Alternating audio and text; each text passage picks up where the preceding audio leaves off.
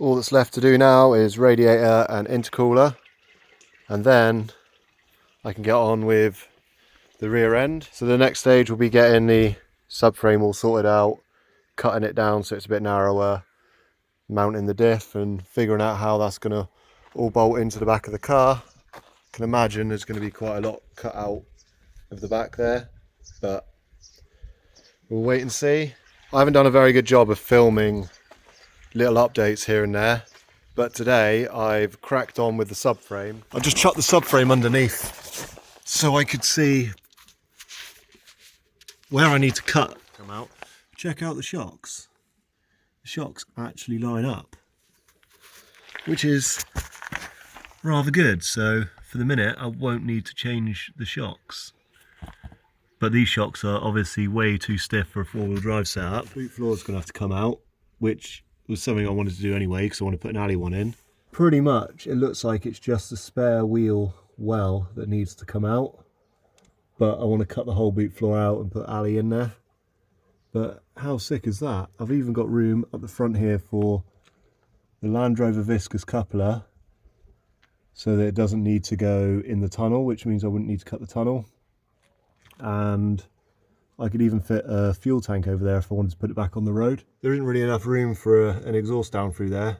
Oh yeah, by the way, I cut and made the subframe 100mm narrower, and the diff is half mounted in there. I've got to put a mount at the back here, but it's off the ground. I've basically, I don't know if you can see, there's a plate welded to the subframe and some spacers, so I can adjust the height a little bit if I need to, and then I will do the rear mount when I'm happy with it all. So basically I need drive shafts for the back, and the rear subframe is nigh on complete. I've made some decent progress in the last couple of days. Today I cut the floor out and I've got a good idea of what I want to do to mount it. I just got to get some materials, so that won't be until the next video. Yeah, in the next video the subframe's going to be mounted. I'm probably going to come up about another inch so that the top of the subframe is level with where the boot floor used to be. So I'm basically going to do the same as this, but it'll be a little bit different because I'm not going to be tubbing the rear. I don't need to change the rear turrets because the shocks line up pretty damn well.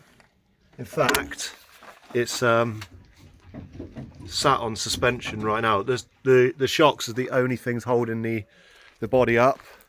I've got some blocks underneath the subframe to hold the subframe up in kind of the position I want. Still got a bit too much camber on the rear. Looks cool though. And the arms are nice and level. So when I bring the car down to the correct ride height, which is probably going to be an inch or so lower than what it is now, I can do that on the coilovers, but I think I'm going to run out of travel on the coilovers, so I'm going to need to get some shorter bodied coilovers from somewhere or put turrets in. But the coilovers and the spring rates are not ideal for what we're trying to do, so hopefully try and change coilovers entirely. I may need to cut this little piece of tunnel out here.